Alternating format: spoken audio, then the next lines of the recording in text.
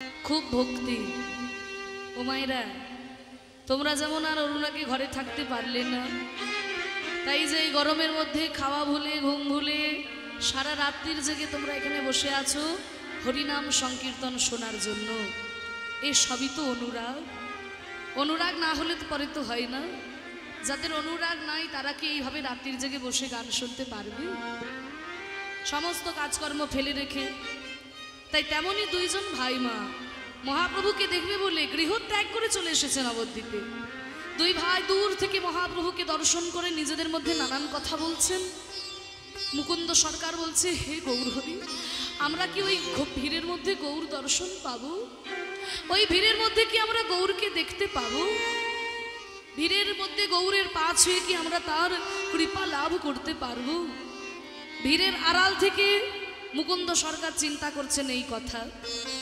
ভিড়ের আড়াল থেকে যখন মুকুন্দ সরকার এই কথা চিন্তা করছেন, তখন হঠাৎ মহাপ্রভু চিৎকার করে বলে উঠলেন, মুকুন্দ শত জনমেও আমার কৃপা পাবে না।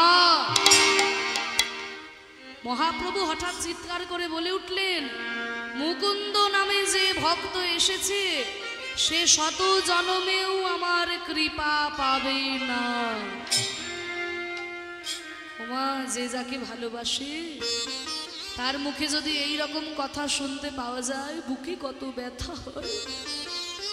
মহাপ্রভুর কৃপা পাওয়ার জন্য মুকুন্দ ঘর বাড়ি পরিত্যাগ করে চলে এলো, আর সেই মহাপ্রভু বলে কিনা শত জনমেও তার কৃপা হবে না। এই কথা শুনলে মাগো আমরা সঙ্গে সঙ্গে গঙ্গার জলে গিয়ে ঝাঁপ দিতাম। কিন্তু মুকুন্দ কি করলো জানো? সত্যি মহাপ্রভুর দলেরা সব পাগলের দল। মুকুন্দ এই কথা শুনে হাত তুলে নাচছে, আনন্দে নাচছে। সবাই বলছে, মুকুন্দ তুমি কি পাগল হয়ে গেলে নাকি? হ্যাঁ, আরে মহাপ্রভু বলল শত জনমেও তার কৃপা হবে না, আর তুমি তাই শুনে ধেই ধেই করে নাচছো। আমি হলে এতক্ষণ গঙ্গার জলে গিয়ে ঝাঁপ দিয়ে আসতাম। তখনও মুকুন্দ বলে, নাচবো না কেন? প্রভু তো বলেছেন শত জনমেও তার কৃপা হবে না, কিন্তু 101 নম্বর জন্ম যখন পাবো আমি তখন তো তার কৃপা পাবো, তখন তো তার কৃপা পাবো। 100 জন্ম না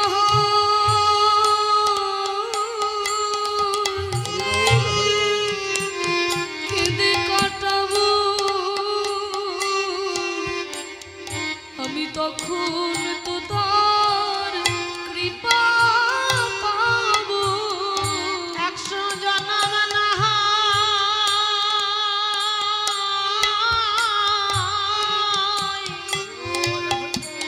কেঁদে কাটাবো,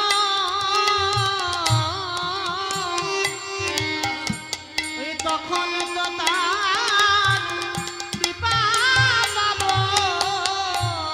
এই হচ্ছে ভক্ত, এই হচ্ছে গৌরাঙ্গ মহাপ্রভুর পার্ষদ মাগো। এদের কথা যদি আমরা না শুনি, হৃদয়ে ভক্তিটা হবে কেমন করে?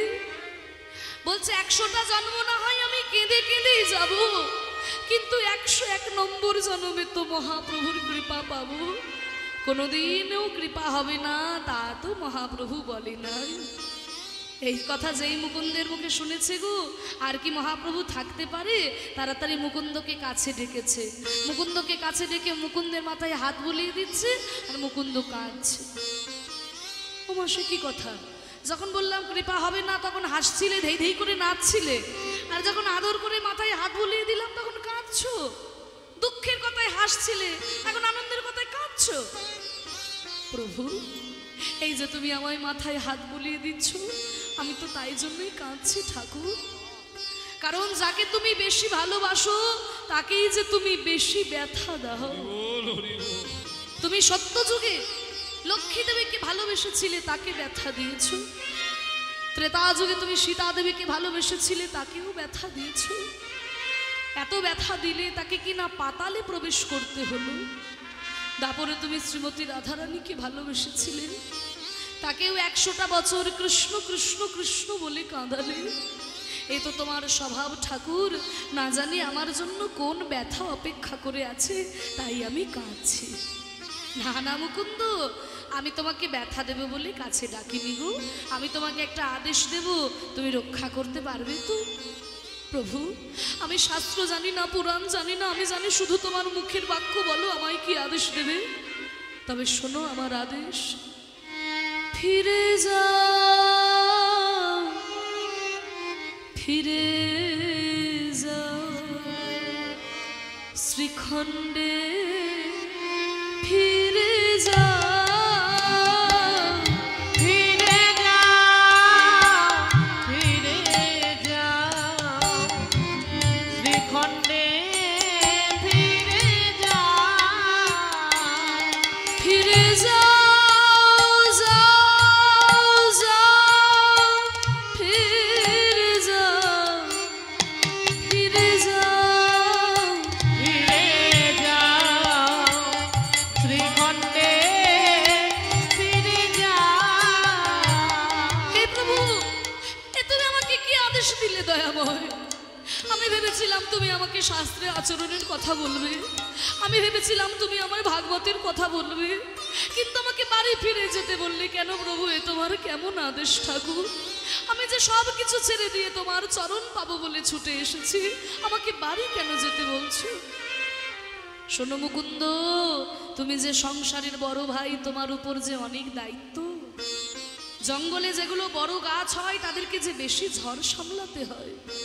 যাও মুকুন্দ, তুমি গিয়ে সংসারী হও, বিবাহ করে সংসারী হও, আর সংসারে থেকেও যে হরিনাম করা যায় তুমি গিয়ে প্রচার করো। দ্বিতীয় আদেশ, তোমার বংশের যে গোপীনাথ, ওই গোপীনাথের পুজো যেন কোনোদিন বন্ধ না হয়। তৃতীয় আদেশ, তোমার বংশের যে কাজ চিকিৎসা, এই চিকিৎসা যেন কোনোদিন বন্ধ না হয়। কেন জানো? এই চিকিৎসা করে যদি কারোর মনে শান্তি দিতে পারো, জানো তুমি সরাসরি ভগবানের সেবা করছো। যাও, এই 3টে দায়িত্ব আমি তোমাকে দিলাম।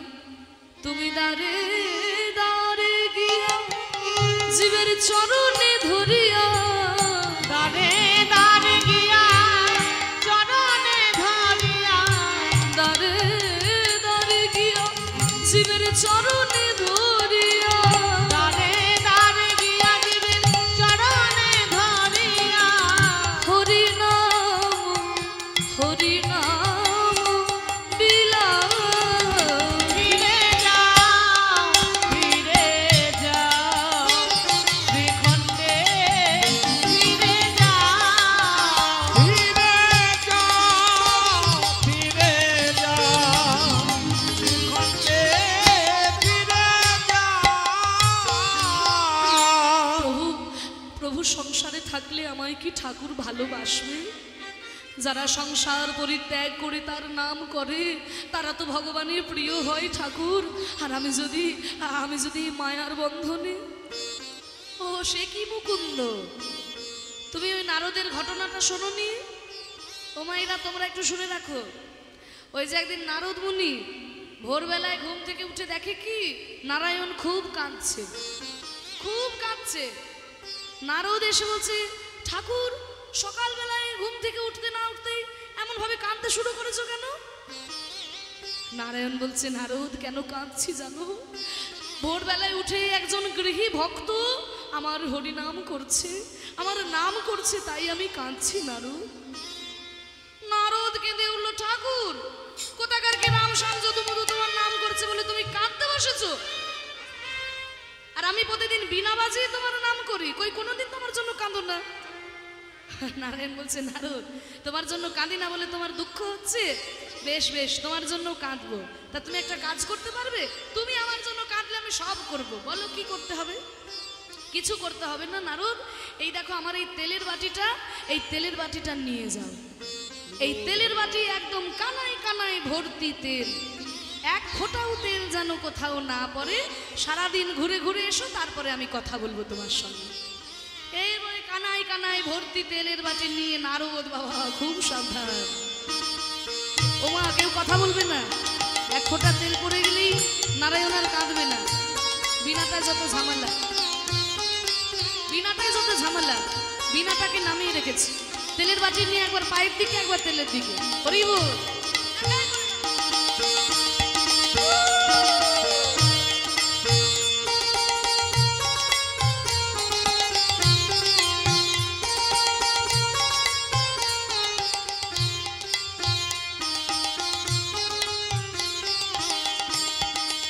সারাদিন ঘুরে ঘুরে এসেছে, নারদ তেল পড়েনি তো? না ঠাকুর, আমার নাম নারদ বলে কথা, আমি কি তেল আর ফেলি? আচ্ছা নারদ, ওই তেলের বাটি নিয়ে ঘোরার সময় তুমি কবার আমার নাম করেছো? হরি বল হরি বল। না ঠাকুর, ওই ওই যে আমাকে তুমি তুমি যে তেলের দায়িত্ব দিয়েছো, ওই খেয়াল রাখতে গিয়ে আমি তোমার নাম নিতে ভুলে গেছি। নারায়ণ বলছে, নারদ, এক বাটি তেলের খেয়াল রাখতে গিয়ে তুমি আমার নাম ভুলে গেলে। আর যারা সংসারী মানুষ তারা তেলের খেয়াল, ডালের খেয়াল, চালের খেয়াল, নুনের খেয়াল, পিতামাতার খেয়াল, স্ত্রী পুত্র পরিজনের খেয়াল, এত কিছু খেয়াল রেখেও খেয়াল করে যে আমার নাম করে, আমি তার জন্য কাঁদবো না বলো? তুমি দাঁড়ে দাঁড়ে গিয়া জীবের চরণে ধরিয়া, দাঁড়ে দাঁড়ে গিয়া জীবের চরণে ধরিয়া, হরি নাম হরি নাম ফিরে যাও ফিরে যাও, শ্রীখণ্ডে ফিরে যাও, ফিরে যাও ফিরে যাও, শ্রীখণ্ডে ফিরে যাও। তাই হবে গৌর হরি, তোমার আদেশ মতো আমি হরি নাম করব, আমি গোপীনাথের পুজো করব আর চিকিৎসা করব। ঠাকুর, এতেই যদি তোমার সুখ হয় আমি তাই করব। তাই মুকুন্দকে বিবাহ করলেন, গোপীনাথের পুজো শুরু করলেন এবং চিকিৎসায় মন দিলেন। ওমা এত সুন্দর চিকিৎসায় মুকুন্দ কবিরাজের নাম ডাক ছড়িয়ে পড়ল। দেশ বিদেশ থেকে যত লোক আসে, একবার যে চিকিৎসা করায় আর তাকে কোনোদিন অন্য কবিরাজই দেখাতে হয় না। তখনকার দিনে সারা বাংলার নবাব হুসেন শাহ, তার হলো তীব্র যন্ত্রণা। একদিনকে খেপে উঠলেন নবাব, বেয়াদব সব, আমি যন্ত্রণা ছটফট করছি আর তোমার সামনে তেল দিয়ে ঘুমাচ্ছ, একটু খোঁজ খবর নাও। এই কোথায় আমার রাজকর্মচারী, কোথায় রাজকর্মচারী দশা দেখো। আরে আমি যন্ত্রণা ছটফট করছি আর তোমরা সব ঘুমাচ্ছ, একটু খোঁজ খবর নাও। বলে, হুজুর অনেক বড় বড় কবিরাজি তো আমরা এনেছি, কেউ তো আপনার রোগ সারাতে পারি নাই। আরে টাকা দিলে কোনোদিন কবিরাজের অভাব হয়? যেখানে পারো যত বড় কবিরাজ আছে নিয়ে আসো আমার কাছে। হুজুর একজনের সন্ধান পেয়েছি। কি নাম? তার নাম মুকুন্দ কবিরাজ। যাও নিয়ে এসো তাকে, যত টাকা লাগে তাকে নিয়ে এসো। হুজুর ওইখানেই তো অসুবিধে, অন্যান্য কবিরাজ টাকার লোভে ছুটে বেড়ায় আর মুকুন্দ কবিরাজ টাকার ভয়তে কোথাও যায় না। তার চিকিৎসা করাতে হলে আপনাকে ছদ্মবেশে তার বাড়ি যেতে হবে। এত বড় কবিরাজ, আমি যাব ছদ্মবেশে, তাই হবে। তবে রোগ যদি সারাতে না পারে তবে তার একদিন কি আমার একদিন। এই বলে নবাব ফকিরের বেশ ধরে, ছেঁড়া একটা কাপড় আলখাল্লা পরে যখন যাচ্ছে, ফকিরের বেশ ধরে ওই শ্রীখণ্ড গ্রামে এসে হাতি থেকে নেমেছে। নেমে গ্রামের মধ্যে গিয়ে একজনকে জিজ্ঞাসা করছে, ও ভাই, তোমাদের এটা শ্রীখণ্ড গ্রাম তো? হ্যাঁ হ্যাঁ, এটা শ্রীখণ্ড গ্রাম। তো এখানে মুকুন্দ কবিরাজের বাড়ি কোনটা বলতে পারো? হ্যাঁ বলতে পারি। বলো দেখি। ওই যে দেখছেন না, অনেক রুগী লাইন দিয়ে দাঁড়িয়ে আছে, আর যে বাড়িটার ভিতরের থেকে কীর্তনের সুর ভেসে আসছে, ওইটাই মুকুন্দ কবিরাজের বাড়ি। বাহ, এ তো ভালোই ঠিকানা দিয়ে দিয়েছে। এক পা দুপা করে এগিয়ে গিয়ে দেখে অনেক রোগী লাইন দিয়ে দাঁড়িয়ে আছে, আর বাড়ির ভিতর থেকে কীর্তনের সুর ভেসে আসছে। ওগো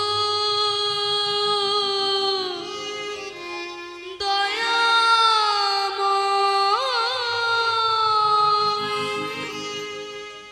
ওগো আমার মন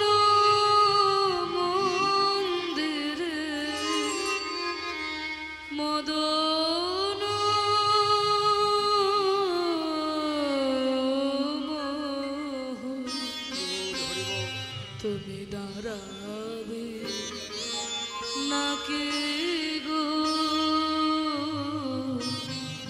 আসে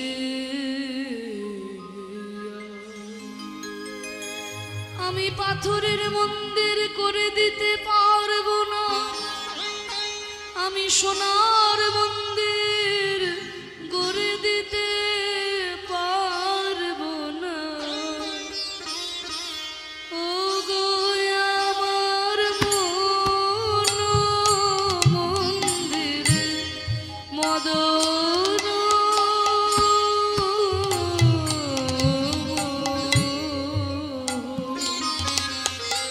দাঁড়াবে নাকি গো আসে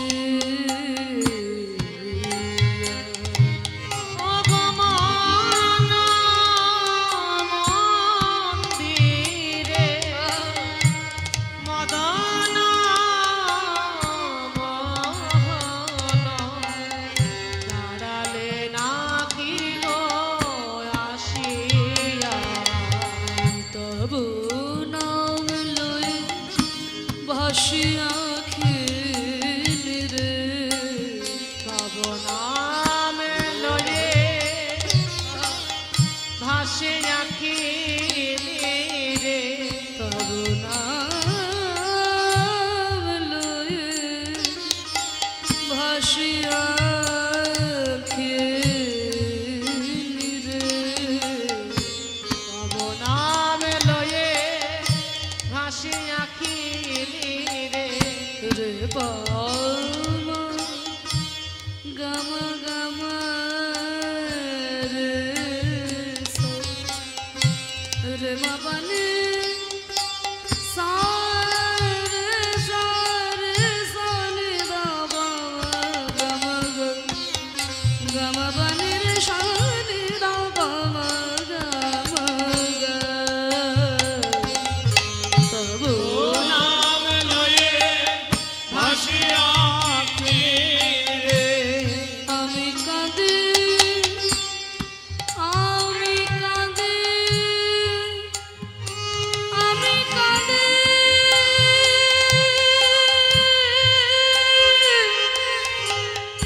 আমি কাঁদে এরা কেউ জানে না শুধু তুমি জানো আর আমার মন জানে আমি কাঁদি নিরজনে বসিয়া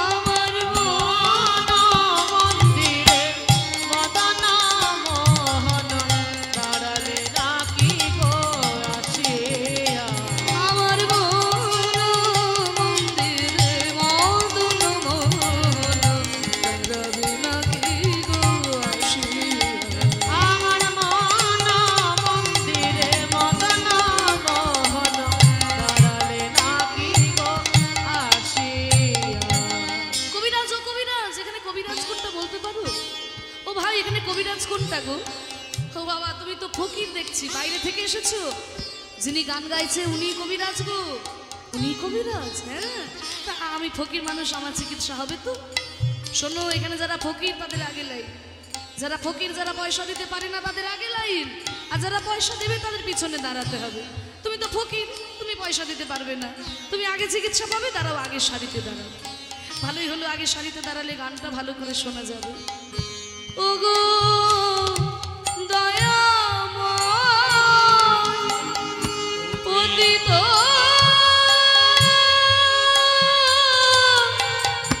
পাবন কৃপাময় তুমি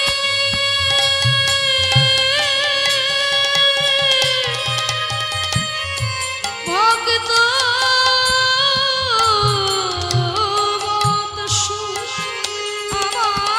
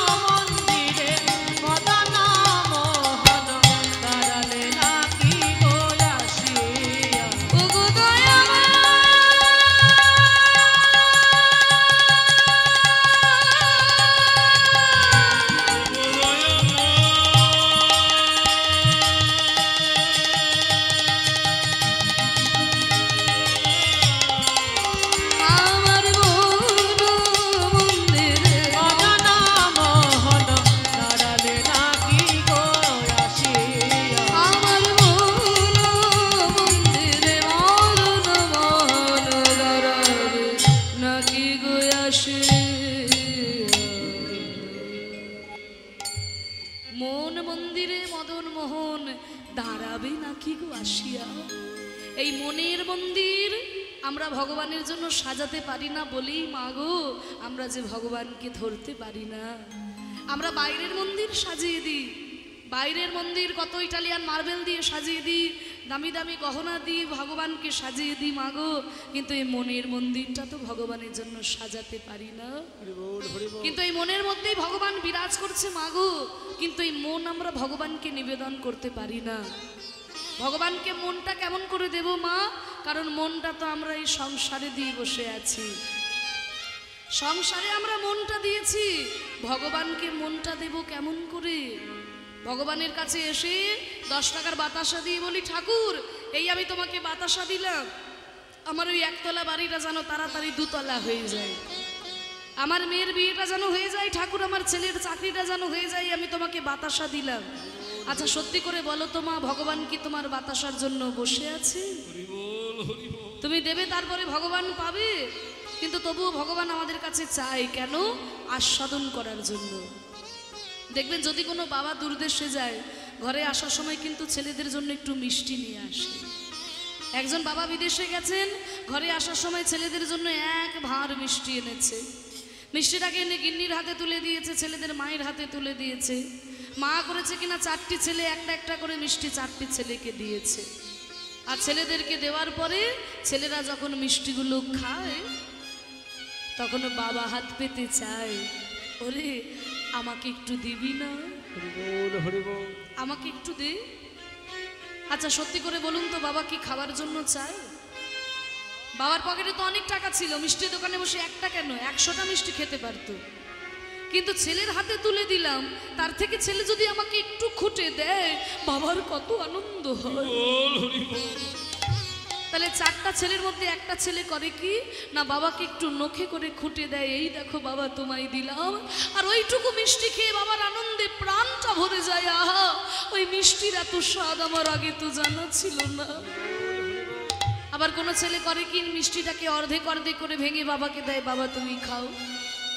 কোনো ছেলে গোটা মিষ্টিটাই বাবার মুখে গুজে দেয়, বাবা তুমি খাও, আরো অনেক মিষ্টি আছে আমি পরে খাবো, বাবা তুমি খাও। আবার কোনো ছেলে করে কি না, মিষ্টিটাকে মাটিতে ছুঁড়ে ফেলে দেয়, তবু বাবাকে দিতে মন হয় না। তা যিনি আমাদের বিশ্ব ব্রহ্মাণ্ডের মালিক, আমাদের সকল কিছু দান করে আজকে কলিযুগে হাত তুলে দাঁড়িয়ে আছেন, ওগো কলিজীব আমি যে তোমাদের এত কিছু দিলাম, তোমরা আমাকে কিছু দেবে না, আমাকে কিছু দাও। আমরা ভগবানকে সব দিতে পারি, শুধু এই মন ভগবানকে দিতে পারি না। মনটা তো সংসারে দিয়ে বসে আছি। কিন্তু শোনো মা, সংসারে যাদের আমরা মন দিলাম কেউ আমাদের আপন নয়, সবাই কিন্তু আমাদের কাছে একটা স্বার্থ নিয়ে বসে আছে। যতদিন অর্থ উপার্জন করতে পারবেন বাবা, সংসারে সবাই আপনাকে ভালোবাসবে। যতদিন পরিশ্রম করতে পারবে, সংসারে সবাই তোমাকে ভালোবাসবে মাগো। কিন্তু যখন জরাই শরীর জরাজীর্ণ হয়ে যাবে, কেউ আর ডেকে জিজ্ঞাসাও করবে না মা কেমন আছো, বাবা কেমন আছো। তাই তো আমাদের বাংলার কবি বলেছেন না, ভেবে দেখ মন কেউ কারো নয়, মিছে ভ্রম এই ভূমণ্ডলে,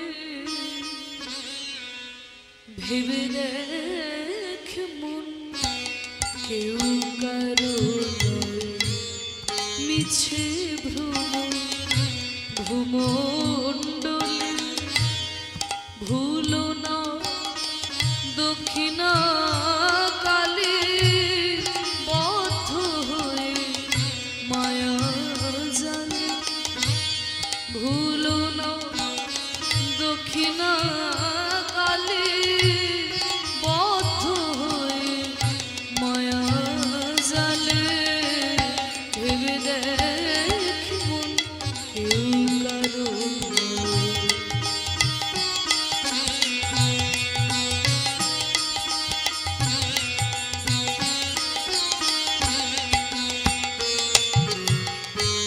যার জন্য মর ভেবে সে কি তোমার সঙ্গে যাবে, যার জন্য কি তোমার সঙ্গে যাবে? যাদের কথা চিন্তা করে করে তোমার রাত্রিরে ঘুম আসে না, যাদের কথা চিন্তা করে করে তুমি জীবনকে পাত করে দিলে, সঙ্গে করে নিয়ে যেতে পারবে? ভাবে এসেছো একা, যেতে হবে একা, সঙ্গের সাথে কেউ হবে না তোমার, সঙ্গে করে নিয়ে যেতে পারবে না। আবার কি হবে জানো? সেই প্রেয়সী দেবে ছড়া অমঙ্গল হবে বলে, সেই প্রেয়সী দেবে ছড়া অমঙ্গল হবে। অনেকে আছে দেখবেন বাবারা, কিছু মনে করবেন না, হয়তো প্রেয়সীকে না দেখে থাকতে পারেন না। তা যেই প্রেয়সীকে না দেখে তুমি থাকতে পারছো না, আজকে যদি তুমি মরে যাও, আজকে যদি তুমি মরে যাও, কালকে সকালে যখন তোমাকে চারজনে বাঁশের দোলায় চড়িয়ে নিয়ে চলে যাবে, তোমার সেই প্রেয়সী ওই ঝাঁটা দিয়ে গোবরের ছড়া দিয়ে দেবে, যাতে সংসারে অমঙ্গল না হয়। তো সংসার সেই প্রেয়সী দেবে ছড়া অমঙ্গল হবে বলে, ভেবে দেখ মন কেউ কারো নয়।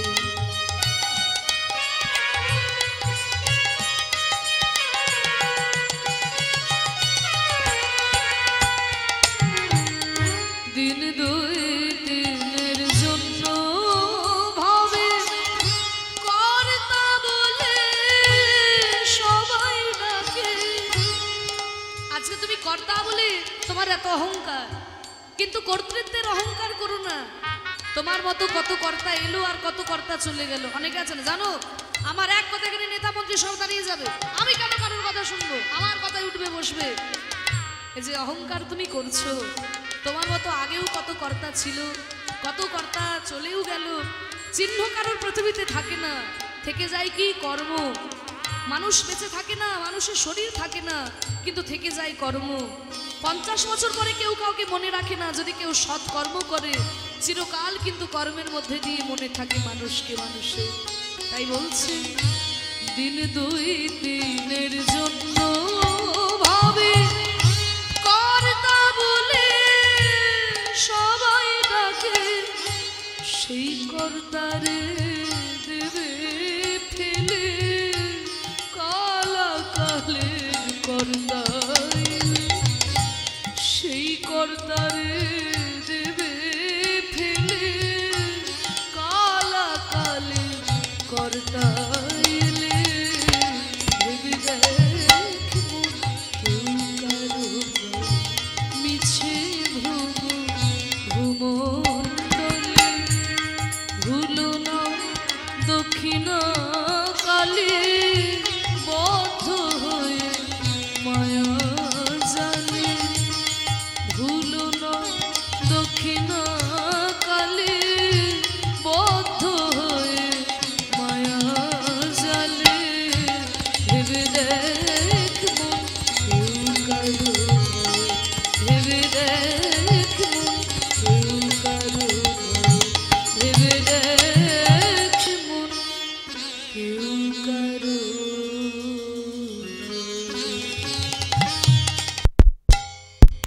হরি বল। মায়ের গান যখন একটু গাইলাম, ভক্তরা আমাকে অনুরোধ করে এসেছে দাদারা যে একটু মায়ের একটু চণ্ডীপাঠ শোনানোর জন্য। তা মাকে যখন স্মরণ করলাম, মায়ের গান যখন গাইলাম, একটু হাত জোর করে আমরা মাকে সবাই স্মরণ করে নিই। সবাই একটু হাত জোর করে বসো মা গো, সবাই একটু হাত জোর করে বসো। আমরা একটু মাকে স্মরণ করে নিই, তার চরণ প্রান্তে আমরা সকলেই সমবেত হয়েছি, তাই আমরা একটু মাকে ডেকে নিই।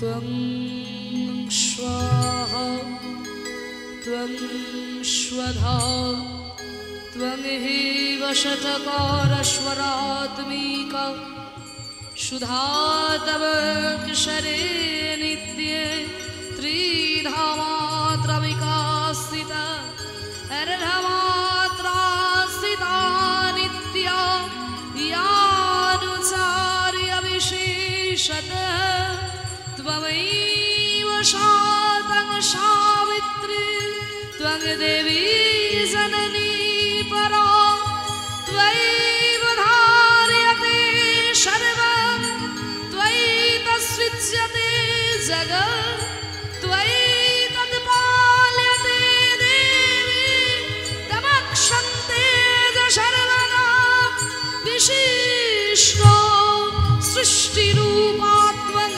स्थितिरूपात् पालने तथा संहृतिरूपान्ते जगतो श्रीजगन्मये महाविद्या महामाया महामेधा महाश्रुति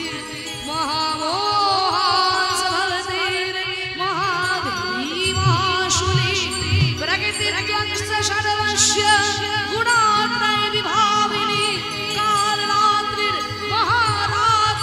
कालरात्रिर्महारात्रिर्मोहरात्रिश्च दारुणा त्वं हि त्वमेश्वरी त्वं हि त्वं बुद्धिर्बोधलक्षणा लज्जा पुष्टि तथा तुष्टि त्वं शान्ति शान्तिरेव च करिणी शूलिनी घोरा गदिनी चक्रिणी तथा शङ्खिनी चापिनी वाणा भूषूणी करिघायुधा सौम्य सौम्य कराशीष सौम्य रश्मति सुन्दरी परापरनाम परमा त्वमेव परमेश्वरी परापरनाम परमा त्वमेव परमेश्वरी सृष्टिस्थिति विनाशाय शक्तिभूत सनातने गुणाश्रय गुणमये नारायणी नमस्तुते सर्वमङ्गल्ये शिवे सर्वार्थसाधिके स्मरणे त्र्यम्बके गौरी नारायणी नमस्तुते शरणागतधीनार्थ परित्राय नमरायणी सर्वेशान्ति हरे देवी नारायणी नमस्तुते शङ्खचक्रगदामध्य धीतबलवायने वैष्णविरूपेण नारायणी नमस्तुते या देवी सर्वभूतेषु मातृरूपेण संस्थिता नमस्तस्मै नमस्तस्मै नमस्तस्मै नमो नमः या देवी सर्वभूतेषु शक्तिरूपेण संस्थिता नमस्तस्मै नमस्तस्मै नमस्तस्मै नमो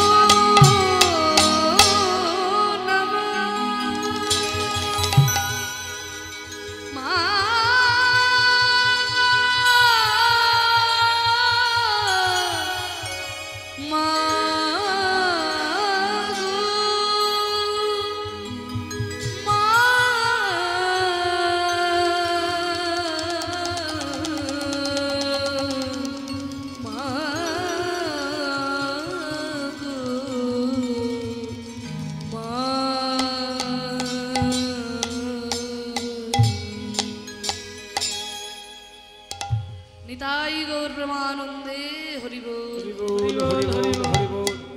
মায়ের চরণে আমরা প্রণাম জানালাম মাগো তা সেই পরম দয়াল গোবিন্দ যেইভাবে আমরা আরাধ্য দেবতাকে স্মরণ করি না কেন কখনো তিনি কৃষ্ণ রূপে কখনো কালী রূপে কখনো শিব ঠাকুর রূপে নানান রূপেই তিনি বিরাজ করছেন যেই রূপেই তাকে আমরা আরাধনা করি না কেন আমাদের আরাধনাটা কিন্তু সেই পরম ব্রহ্ম ভগবানের চরণে তাই দেখুন আজকে যখন মুকুন্দ কবিরাজ পুজো করছে গান করতে করতে নিবেদন করতে করতে যখন পুজো করছে আর ওদিকে নবাব হুসেন ফকির ডেকে বলে উঠল ও কবিরাজ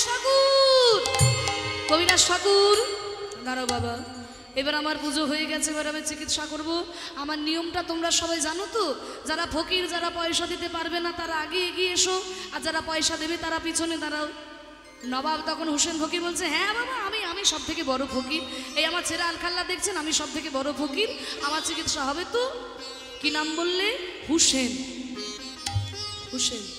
যাক, আমার মহাপ্রভুর দরবারে তো কোনো জাতির বিচার নাই, যে আসবে তারই চিকিৎসা হবে। তুমি হোসেন ফকির, তা তুমি একটা কাজ করো, এই জামাটা খুলে এই মাটির বারান্দাতে শুয়ে পড়ো। কি বললে? জামাটা খুলে এই মাটি বারান্দায় শুয়ে পড়ো। এই যা যা যা যা জামা জামা খুলে। আরে হ্যাঁ রে বাবা, বুঝতে পারছো না? জামাটা খুলে এখানে মাটির বারান্দাতে শোবো কবিরাজ ঠাকুর। আরে বাবা, ফকির মানুষ রাস্তাঘাটেই তো ঘুরে বেড়াও, একটু মাটি বারান্দায় শো, আর তাড়াতাড়ি শো, আরো অনেক রোগী আছে আমার। নবাব মনে মনে চিন্তা করছে, কবিরাজ এই মাটির বারান্দাতে আমাকে শুতে তো বলছো, কিন্তু রোগ যদি না সারে তোমাকে সারা জীবন আমি এই মাটি বারান্দাতে শুইয়ে রেখে দিই। এই বলে নবাব হোসেন ফকির তখন যখনই জামাটা খুলে মাটির বারান্দাতে শুয়েছে, ছটফট করে উঠে বলছে, কবিরাজ তোমার এই মাটি বারান্দাতে কি ওষুধ দেওয়া আছে নাকি? শুতে না শুতে আমার অর্ধেক রোগ দূরে চলে গেল। এখানেও রহস্য আছে মা। এত বড় কবিরাজ যিনি, তিনি তো হাতটা ধরেই বলে দিতে পারতেন কি রোগ হয়েছে, কিন্তু জামা খুলিয়ে মাটি বারান্দাতে শোয়ানো কেন? না, এই মাটি বারান্দায় এসেছেন নিত্যানন্দ মহাপ্রভু, অদ্বৈত গদাধর, আরো কত গৌর ভক্ত, তাদের চরণ ধুলিতে অঙ্গনটি মধুর বৃন্দাবনে পরিণত হয়েছে। ভক্ত পদ রজয়ার ভক্ত পদ ভক্ত ভুক্ত শেষে তিন মহাজ।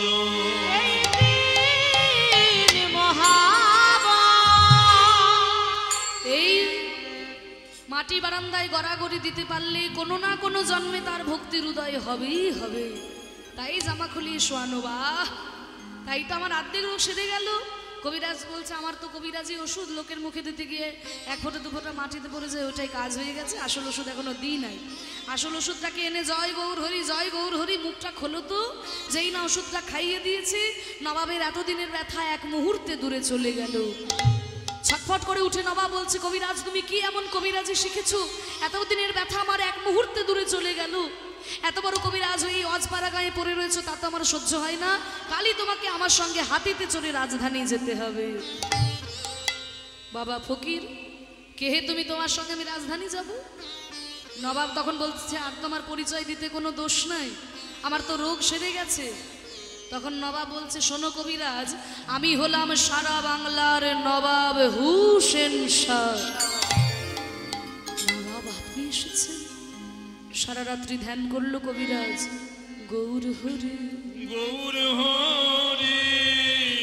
আমি তো নবাবের চিকিৎসা চাইনি ঠাকুর, নবাবের সঙ্গে গিয়ে আমি কি করব?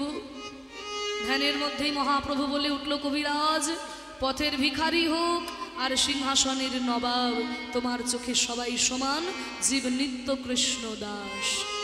কৃষ্ণ দাস জ্ঞানে তুমি নবাবের সঙ্গে যাচ্ছ, যাও, কৃষ্ণের ইচ্ছা হলে আবার ফিরে আসবে। নবাবের সঙ্গে হাতিতে চড়ে যখন রাজধানী, তখনকার দিনে রাজধানী ছিল মালদাতে।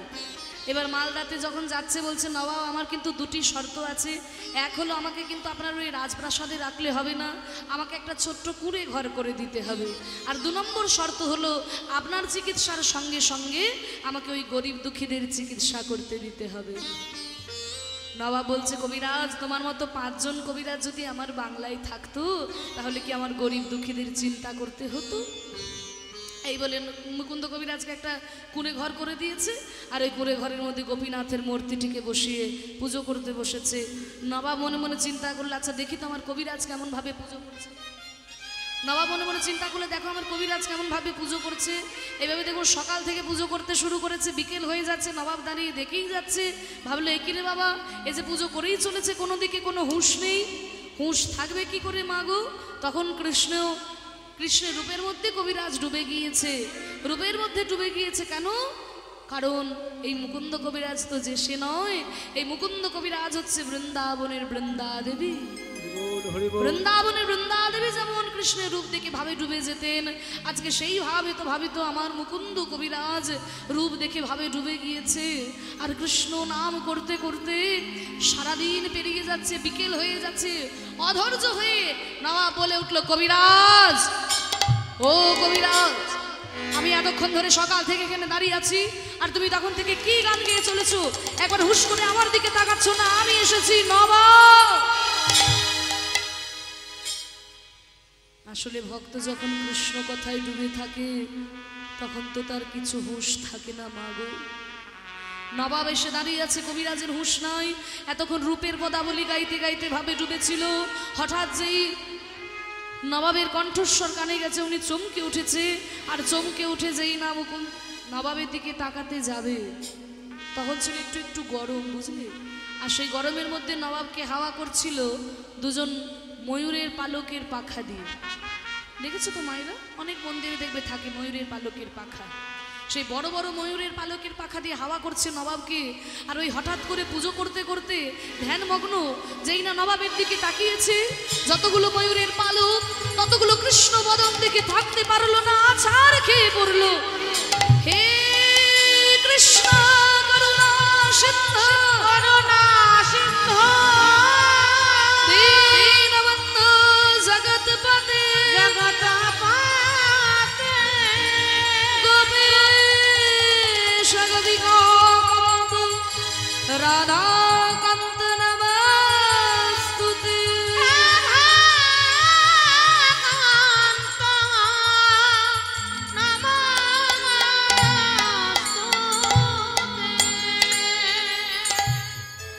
একিরে আমি কবিরাজকে দেখতে এলাম, আর কবিরাজ আমায় দেখে অজ্ঞান হয়ে গেল। কে আছে সুর জ্ঞান ফেরা, মুখে জলের ছিটা দিয়ে জ্ঞান ফেরালো। জ্ঞান ফিরে উঠে নবাব বলছে, কবিরাজ কি? আমি নবাব। নবাব আপনি এসেছে, আমি তোমাকে দেখতে এলাম, আর তুমি যে আমায় দেখে অজ্ঞান হয়ে গেলে, কি হয়েছে তোমার? কি করি নবাব কি বোঝাই? যতগুলো ময়ূরের পালক ততগুলো কৃষ্ণ বদন দেখে আমি থাকতে পারি নাই। এই কথা শুনলে নবাব রহস্য করবে, আমি বরং একটু ঘুরিয়ে বলি। নবাব বলো কবিরাজ, আমি লোকের রোগ সারাই, কিন্তু আমি নিজেই একটা রোগ পুষে রেখেছি। সে কি? তোমার কি হয়েছে নবাব? নবাব আমার একটু মির্গি রোগ। কবিরাজ তুমি বোধহয় জানো না কবিরাজ, আমার এই বাংলা একটা আইন আছে। আমার মুখের সামনে যদি কেউ মিথ্যে কথা বলে, সঙ্গে সঙ্গে আমি তার জিহ্বা ছেদন করে দিই। কিন্তু তুমি একদিন আমাকে প্রাণে বাঁচিয়েছো, তাই সেই শাস্তি তোমাকে দিলাম না। আচ্ছা বলো তো কবিরাজ, তোমার যদি মির্গি রোগী হবে, তবে অজ্ঞান হওয়ার সময় তোমার মুখে কৃষ্ণ নাম এলো কি করে? মির্গি রোগে কি কৃষ্ণ কৃষ্ণ বলে অজ্ঞান হয়? তোমার যদি মির্গি রোগী হবে, তবে অজ্ঞান হওয়ার সময় তোমার চোখে জল এলো কি করে? শোনো কবিরাজ, রোগ তোমার আছে, তবে মির্গি নয়, কৃষ্ণই অনুরাগের রোগ। আরে বাবা, হিন্দু আমি নই, কিন্তু বাঙালি তো বটে। বৈষ্ণব পদাবলীর মানে তো বুঝি। ওই যে তোমার ভগবানের মাথায় ময়ূরের পালক আছে, আর ওই পালক দিয়ে আমাকে হাওয়া করছে, আর ওই পালকের দিকে তাকিয়ে তোমার ভগবানের মুখটা তোমার মনে পড়ে গেছে, তাই তুমি অজ্ঞান হয়ে গেছো।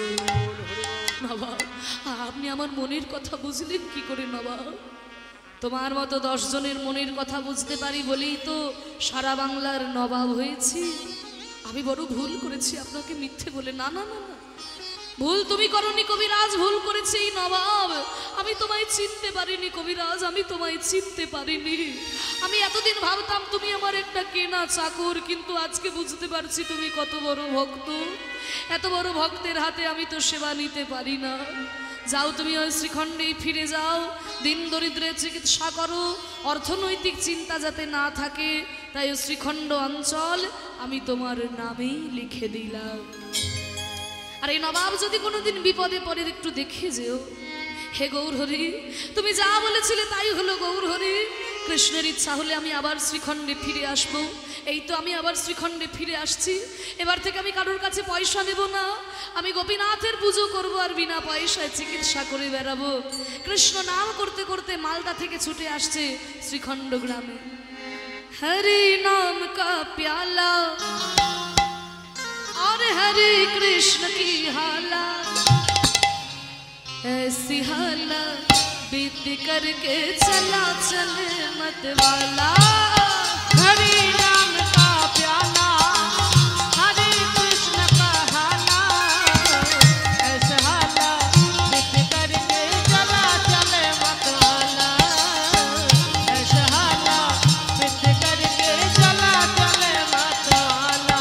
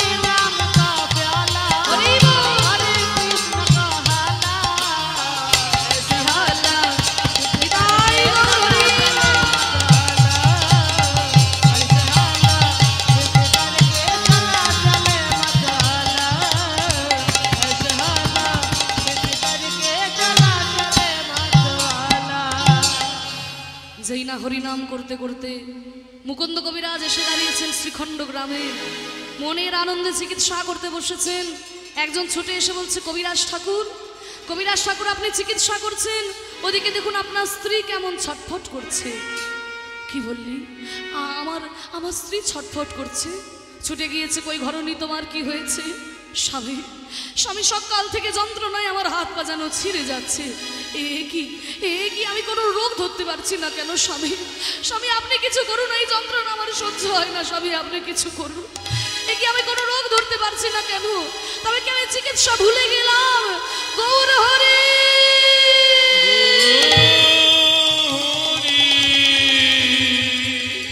গৌর গৌর বলে ছুটিয়া চলিল, ছুটিয়া চলিল মহাপ্রভুর চরণেতে আছাড় খাইল।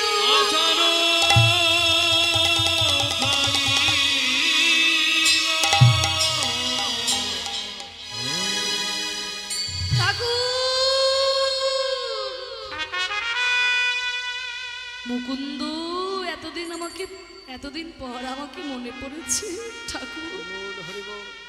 আমরা যে সংসারী জীব, বিপদে না পড়লে যে তোমার কথা মনে পড়ে না ঠাকুর।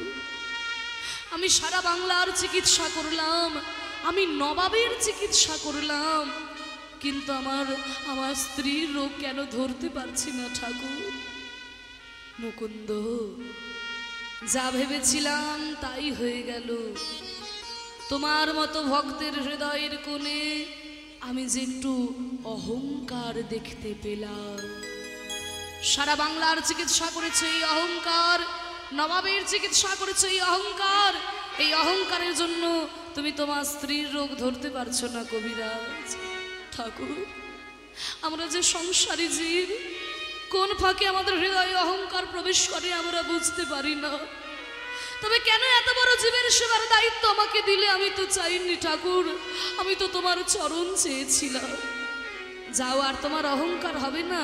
আমার এই চিবানো পান নিয়ে যাও, এই চব্বিত তাম্বুল তোমার স্ত্রীকে দিলে তোমার স্ত্রীর ব্যথা ভালো হয়ে যাবে।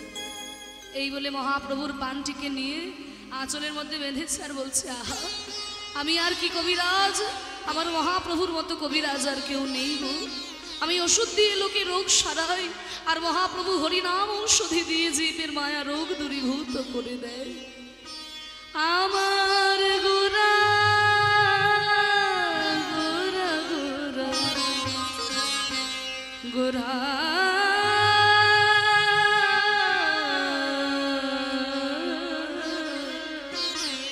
গোরা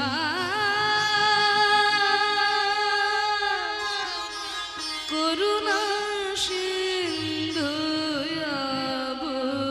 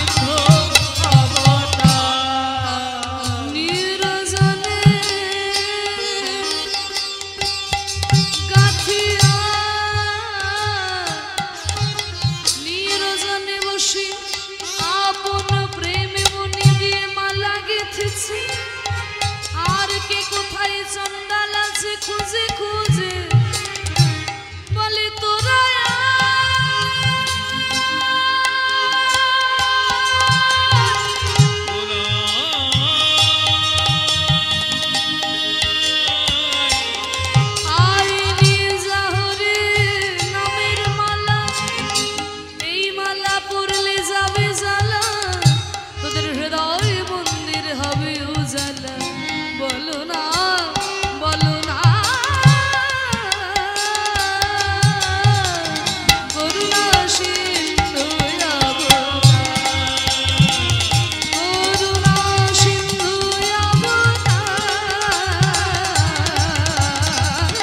করুণা সিন্ধু করুণা সিন্ধু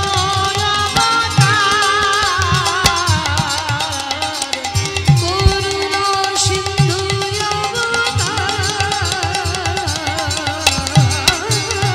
করুণা সিন্ধু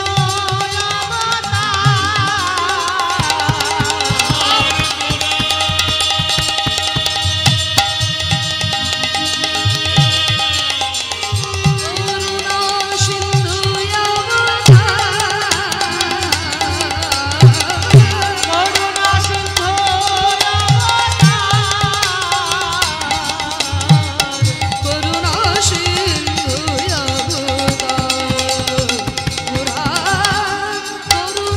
সিন্ধু করুণা সিন্ধু করুণা সিন্ধু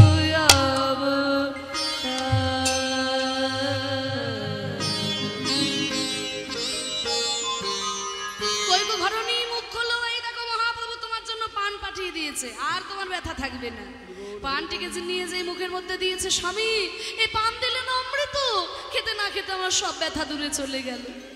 ব্যথা শুধু দূরে গেল তা নয় মা, মুকুন্দ কবিরাজের স্ত্রী হলেন গর্ভবতী, তা সেই গর্ভ পূর্ণ হলো কবে জানো? মুকুন্দ কবিরাজের ছেলে জন্মদিন কবে জানো? বলো তো কবে? সবাই জানে, এক্ষুনি বলে দিলে বলতে পারবে সবাই, দেখবে। বলো তো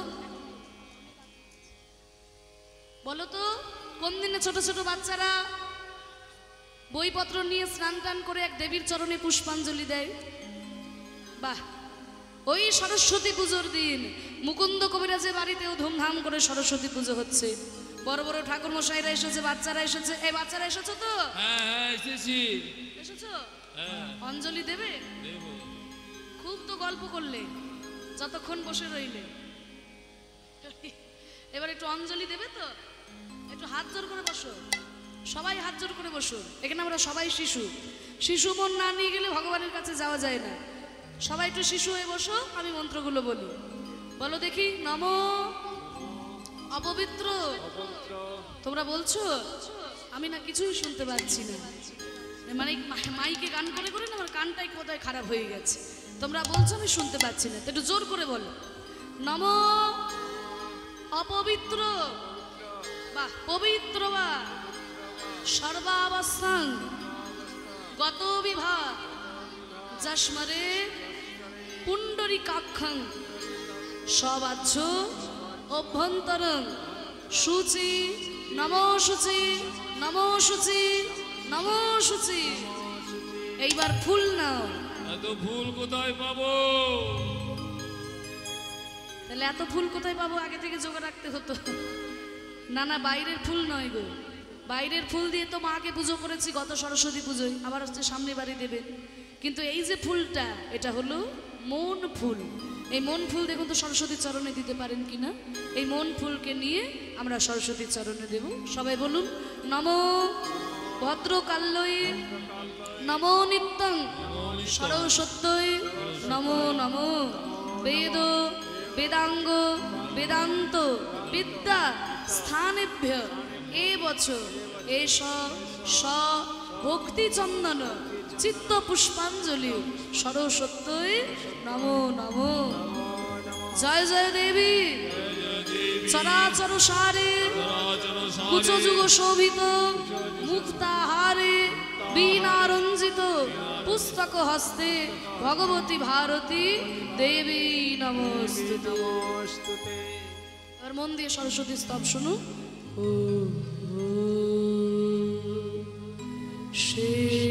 শ্বেতপদ্মাসনা দেবী শ্বেতপুষ্পোপশোভিতা শ্বেতাম্বরধরা নিত্যা শ্বেতানুগন্ধানুলেপনা सरस्वती महाभागे विद्ये कमललोचने विश्वरूपे विशालाक्षी विद्यां देहि नमस्तुते। विश्वरूपे विशालाक्षी विद्यां देहि नमस्तुते। विश्वरूपे विशालाक्षि विद्याग्ने नमोस्तुते। सरस्वती माँ की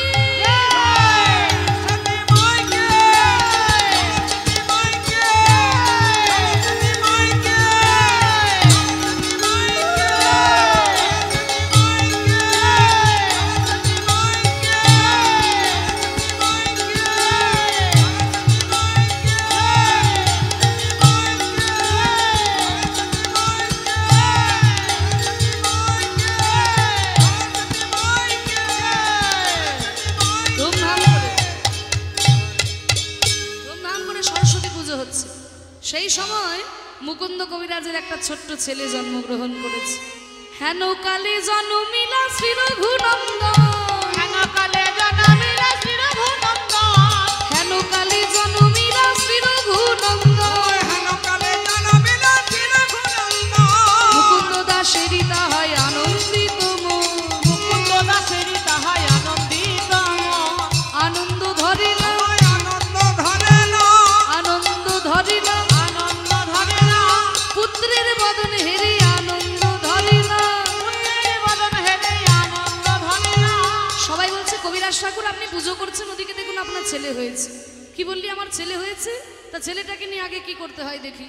ছেলেটাকে এনে মা সরস্বতী চরণে দিয়ে বলছে, মা গো তোমার কৃপা ছাড়া যে কিচ্ছু হবে না, মা কৃপা করো মা, কৃপা করো মা, কৃপা করো মা, কৃপা করো মা। বাকি দেবী বিনা পানি কৃপা করো মা, বাগ দেবে বিনা পানি কৃপা করো মা। যেন সংকীর্তন গাইতে পারি কৃপা করো মা, সংকীর্তন গাইতে পারি কৃপা করো মা। যেন ভাগবত পড়তে পারি কৃপা করো মা। ভাগবত পড়তে পারি কৃপা করো মা। সরস্বতীর কৃপা ছাড়া কিচ্ছু হবে না। সরস্বতীর কৃপা ছাড়া পড়াশোনা হবে না। পড়াশোনা ভালো করে না শিখলে গান বাজনাও শিখতে পারবে না। তাই সরস্বতীর কাছে আগে চেয়ে নিল যেন ভাগবত পাঠ করতে পারে, সংকীর্তন গাইতে পারে। তার সঙ্গে সঙ্গে দুই কানে শোনাইল মধুর হরিনাম, শোনাইল মধুর হরিনাম। আগে নাম শোনালো, আগে নামে শোনালো, আগে নাম শোনালো, আগে নামে শোনালো। মায়ের কথা শোনালে আগে হরিনাম শোনালো। ওই মায়ের কথা শোনার আগে নাম শোনালো। কেন ভক্ত হবে না? জন্মকালে আচরণটা দেখো। আগে সরস্বতীর কাছে চেয়ে নিল,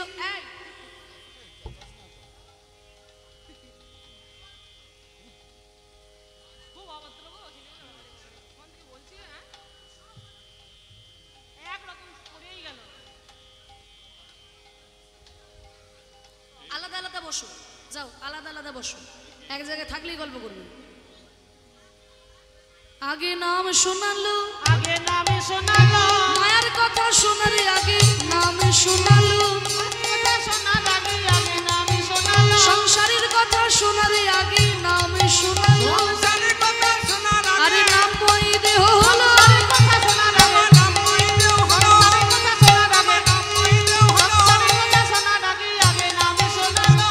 দুই কানে শোনাইল মধুর হরিনাম। দুই কানে শোনাইল মধুর হরিনাম। ছোট্ট ছেলে রূপে জন্মগ্রহণ করলো, নাম রাখা হলো রঘুনন্দন। ছোট্টবেলা থেকে রঘুনন্দন ধীরে ধীরে বড় হয়ে উঠছে বাবা মায়ের ছত্র ছায়ায়। মুকুন্দ কবিরাজের রোজকার কাজ হলো সকালবেলায় কাক ভরে উঠে কৃষ্ণ পূজা করেন, ভাগবত পাঠ করেন, তারপর কৃষ্ণ পূজা করে চিকিৎসা করতে বেরোন বিনা পয়সায়। কোনোদিন ভাগবত পাঠে শ্রোতা হয় না, মাগো অত ভোরবেলায় কি ভাগবত শুনতে যাবে? লোকে রাত্রে ঘুমোক না ঘুমোক ভোরবেলায় ঘুমটা একটু চেপে ধরে, সেই সময় যাবে ভাগবত শুনতে? কোনোদিন ভাগবত পাঠের শ্রোতা হয় না। আজকে তাকিয়ে দেখে একটা শ্রোতা বসে আছে, যে শ্রোতাটি বসে আছে তার বয়সটি অল্প, তার নাম রঘুনন্দন। বাবাও যেমন ছেলেও তেমন। ওই যে একটা কথা আছে না, সিপাই কা ঘোড়া না, আগে হচ্ছে বাপ কা বেটা, বাপ কা বেটা সিপাই কা ঘোড়া, কুছ নেই তো থোড়া থোড়া। সব গুণ যদি না থাকে কিছুটা গুণ তো থাকবে। বাবা বসেছে ভাগবত পাঠ করতে, ছেলে বসে পড়েছে শুনতে, আর ওদিকে পাঠ করে চলেছে। बरहाती रंग नटवर बधु कर्णयो कर्णिकारन विभ्यादमा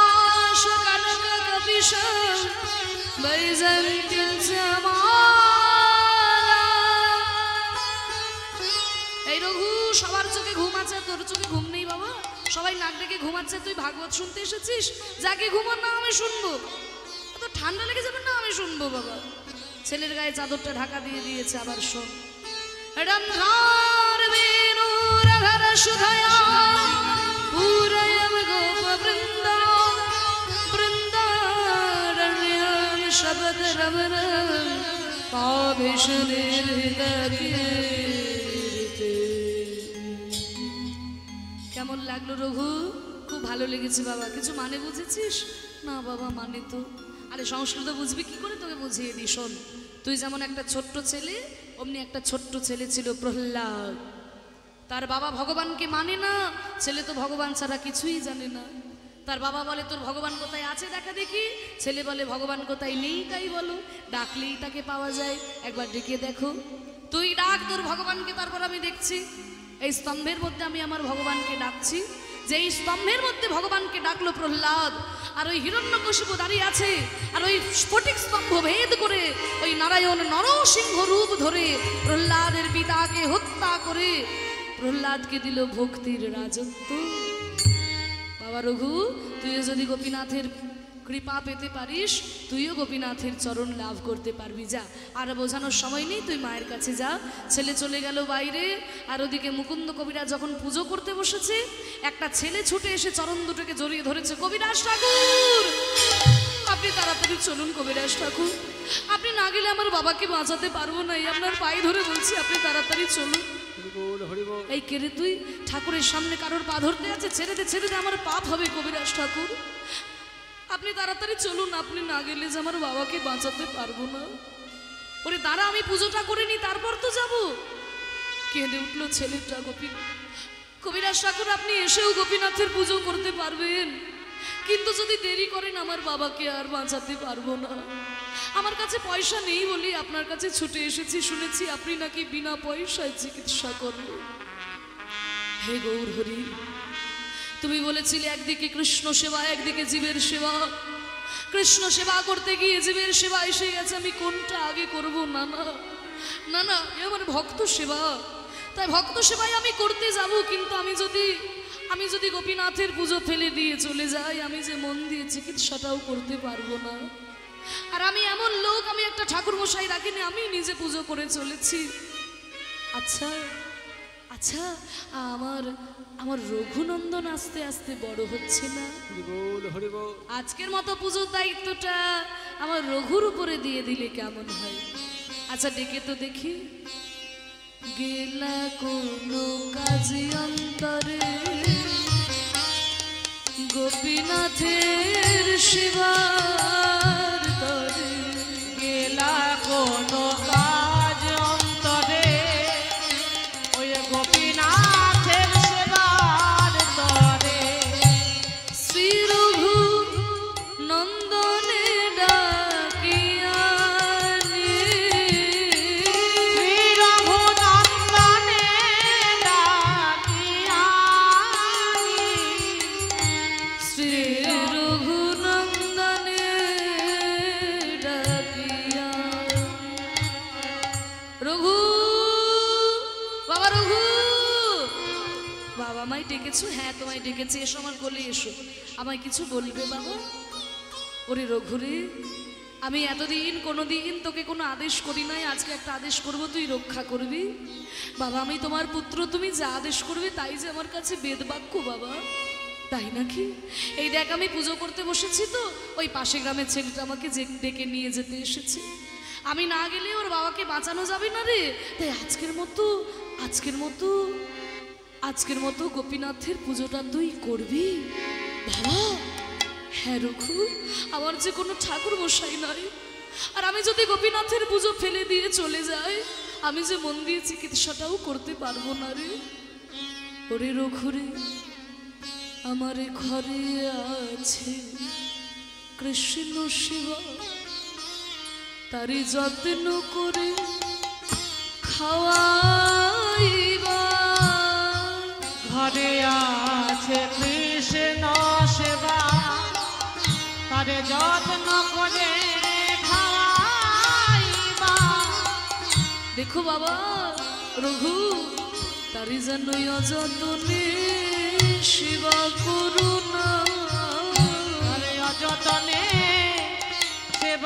করো না বড় যতনের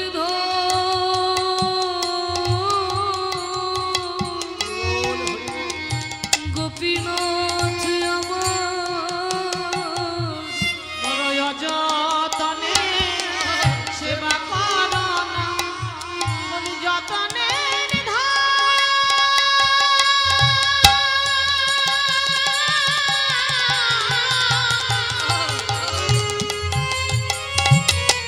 বড় যতনে ধান গোপীনাথ আমার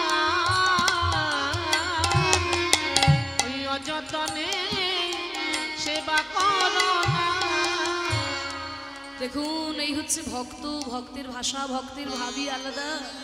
আমরা হলে বলতাম ওরে বাড়িতে ঠাকুর আছে দুটো চিনি ছড়িয়ে দে, দুটো নকল দানা দিয়ে দে, নকল দানা হরিব। কিন্তু ভক্তের ভাষা, ভক্তের ভাবই তো আলাদা।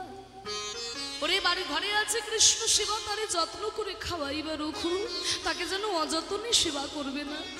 রঘু বলছে বাবা পুজো করতে গেলে তো মন্তর চাই, আমি তো মন্তর জানি না বাবা। মন্তর তোর লাগবে না। না না, তুমি কত বড় বড় মন্তর বলো, চান করানোর এক মন্তর, খাওয়ানোর এক মন্তর, আমি তো কোনো মন্তর জানি না। কি জানিস না? মন্তর। আরেকবার বল মন্তর, বারবার বল দেখি মন্তর মন্তর মন্তর। কি হচ্ছে দেখ তো রঘু, মন তোর মন তোর মন তোর, বল বল কি বা হবে শুদ্ধ মন্ত্র, হবে শুদ্ধ মন্ত্র করে থাকে যদি শুদ্ধ মন তোর, বল বল কি বা হবে শুদ্ধ মন্ত্র, থাকে যদি শুদ্ধ মন্ত্র কিবা হবে শুদ্ধ মন্ত্র। ব্যাকরণ শিখে ভালো করে মন্ত্র উচ্চারণ করলাম, আর হৃদয় ভক্তি ভাবের লেশ মাত্র নাই হয় না রে রঘু। মনের মতো করে যদি মনের ভগবানকে ডাকতে পারিস, তুইও গোপীনাথের কৃপা পাবি। যা, আমার আর বোঝানোর সময় নেই, তুই মায়ের কাছে নাড়ুগুলো নিয়ে গোপীনাথের পুজোটা করে দে, আমি চলি। এই বলে মুকুন্দ কবিরাজ চলে গেল। ছোট্ট রঘুনন্দন মায়ের কাছে এসে বলছে মা আমায় তুমি ক্ষীরের নাড়ু থালা দাও মা, আমি আজকে গোপীনাথের পুজো করব। কি তোর বাবা কোথায়? বাবাই তো পুজো বসেছিল, পাশে গ্রামের ছেলেটা জোর করে ডেকে নিয়ে চলে গেল না। বাবা না গেলে তো তার বাবাকেই বাঁচাতে পারবে না, তাই বাবা বলেছে আজকের মতো গোপীনাথের পুজোটা আমিই করব। কি বললি? তোর বাবাও যেমন এতদিন ধরে বলছে ঠাকুর মশাই রাখো আমার কথা শুনে, তুই কি পুজো করবি? হ্যাঁ মন্তর জানিস? বাবা বলছে মন্তর লাগবে না, মনের মতো করে ডাকলেই হবে, তাই নাকি? তবে এই নে ক্ষীরের নাড়ু থালা নিয়ে যা খুশি করে গে যা। ক্ষীরের নাড়ুর থালা নিয়ে ছোট্ট রঘুনন্দন 7 বছরের ছেলে, মা নিজে তাল সামলাতে পারে না, অত বড় ক্ষীরের নাড়ু থালা নিয়ে চলেছে। ও গো গোপীনাথ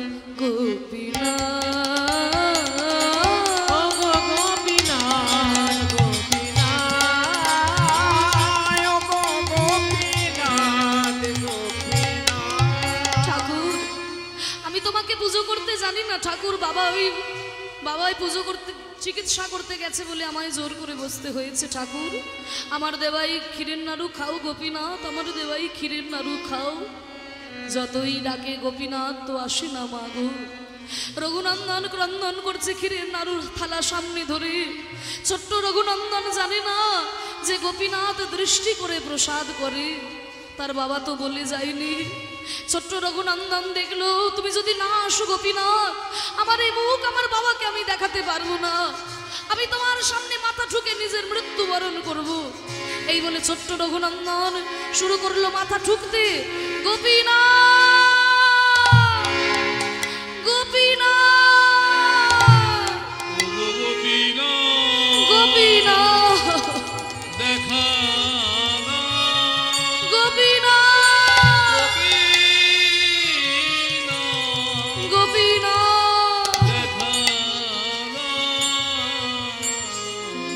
গোপীনাথ দেখা।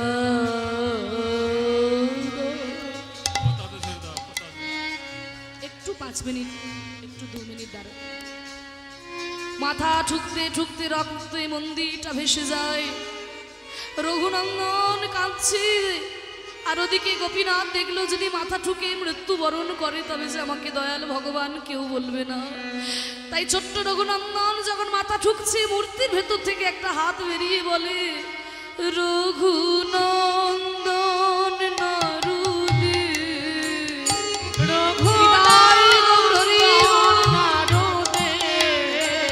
ও গো গোপীনাথ নারুখা রঘুনন্দন নারুদে